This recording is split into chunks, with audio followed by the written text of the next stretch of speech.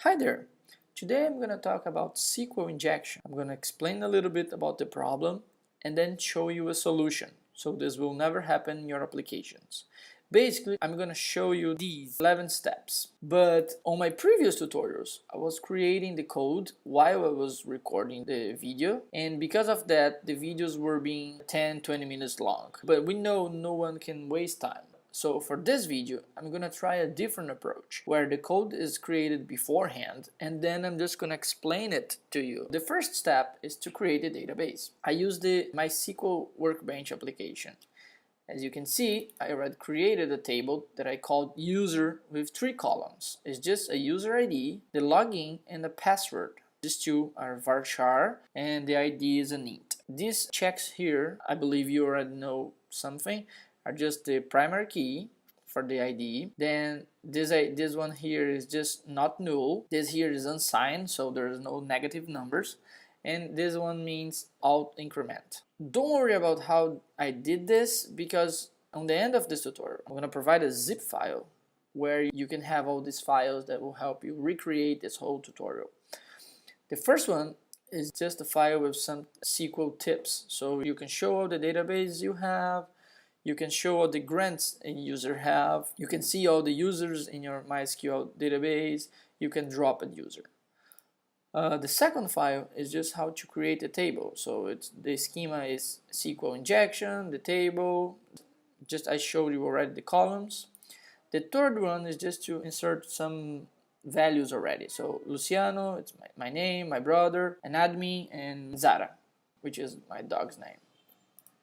The injections, we're gonna try these ones and see what's gonna happen. If you want more injections, you can just go to this website. Don't worry, the link will be on the end of the tutorial. I even copy from there this union select at that version, and there are a lot of more. If you want to go more in depth in this subject, I definitely recommend you to go there. And then the users, this is the important part, because here I'm gonna show you what's the difference of creating an admin user and a normal user. If you can see, I grant all privileges to this admin user, so it means it can drop, it can create, it can do everything in your tables and your database. So this is really dangerous, so that's why it's really bad, and don't do this. On the other hand, I create a user with only select, insert, update, and delete privileges. So even if there is a vulnerability in your server code, like in Java, C#, PHP, a hacker will not be able to drop or perform DDoS commands on your database. So this is really important, but we're going to show the difference during this tutorial. If we go back to Eclipse, that's it for creating the database and creating the admin and normal user. Now we're going to create the login page. The login page is a normal page. I'm just going to show you the web XML to see that I didn't do anything special. I just deleted some of the welcome pages and just put as the home page, it will be the login page because we only have one. Then we go to the login page. It's a normal page. There's a link there just to refresh the page, and then there's a normal form where I just have the login and password fields and a button to submit the form. Here I'm just going to display this information that is being sent from the server. Okay, so when you post this form, it will send to this login servlet, which is this page here. So I'm going to show you that there's nothing really special on this code. It's just the SQL injection problem. On the do post, I'm going to get the login and password that has been sent from the page. And this is really dangerous. Just by doing this, I'm open to cross-site scripting because I'm getting the content sent from the browser and I'm not doing any validation and sanitization. So this is really dangerous, but it's not the main idea today. This code here, just load the MySQL driver. Oh, and in order to have this, you just have to import to your project MySQL connector Java. So you can just search for that online, don't worry, it's really easy to find, but if you don't find, it will be in the final zip file, so you can have it, don't worry. I just created a normal web dynamic project, and so set up the connection with the database, and you see here that I'm using the admin user. So when I connect, whatever a SQL command I send to the database, because it's an admin, it will execute, even if it's a drop statement. So you have to be really careful.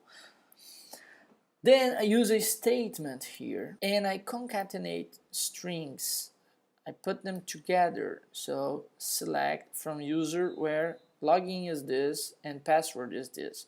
So the information that is the user provided, and then I'm concatenating here. It's really dangerous, but okay. Then I execute the query and I get the result set. I sent to the page the whatever SQL it was formed here, and then if there isn't a result, I set it to login and password, and then I send back to the page, which will be displayed here, login, password, and SQL. So the code is pretty easy. Oh, okay, so I have to create some catches here, and I just print stack trace because we're not doing anything. And finally we close. I like to create this close method because it's really important. The resources must be closed. So if it's not new, I close it, the statement I close it, prepare a statement I close it, and the connection I close it as well. So it's important. Okay, so if we run this, let's see what's gonna happen. So run on server. Usually I don't like to go and to use this browser from Eclipse. I like to go to my browser. Okay, so this is the page, really simple. So if I know, remember we created some users. Let's just go here, select, and see here we have a couple users. So if I try Luciano and the password AAAA, I logged in and I can see the query here. So where Luciano and the password is this. If I try something wrong, Luciano and the password BBB, you will see this was the SQL, oh, the query, sorry, but nothing came back, so it didn't find. Now what we're gonna try to see these injections here. We're gonna copy and then we're gonna paste here. And look, it's not even necessary to provide that password, because what's gonna happen is it's gonna do select from user where login is equal to empty or 1 equal to 1. So 1 is always equal to 1, right? Then that's why it's gonna return the first row in the database. So this character here, it just means it's from this point on, this is all a comment, so don't worry about it. So even if there were more things here, it wouldn't execute, because after this everything is a comment. One problem is it will always return the first row that it finds in the database. But what if I want to find a different one? We can use the second one. We can try to find an admin account. So we can try this. Oh, okay. Let's go for, I can try to go, let's go, okay, it starts from 0, okay? So let's go, instead of Luciano, I want the second row. So okay, so it's Gustavo, it's not admin yet. So let's go to the next one. So look, I found an admin account and its password. Now I know the password and I can really log in as an admin. It's a true admin, and I will use the system with an admin privilege. So you can see it's really dangerous, right? Just a simple code, and I'm logged in as an admin. That's really bad, just because you were concatenating strings. That's really a big problem. Some people might say, oh, it's really hard to avoid this problem. No, it's not. I'm gonna show you how you can prevent this. We can just stop the server for now. We're just gonna comment this part, and we're gonna uncomment this part, and we can save. And then if we run the server again there, and if we can try there, you see that the prepare statement is escaping the input. So, okay, you provided, look at this. You provided this information, but it's escaping all the characters. So there is no login with this value. So right now, with this small solution, you prevented a SQL injection from happening in your application.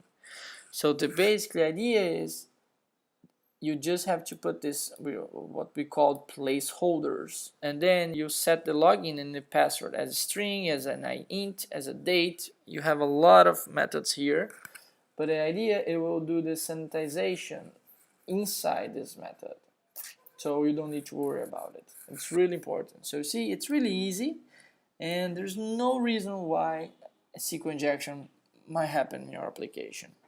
Okay, it's really a silly bug, and there's no excuse for you. I guess that's it.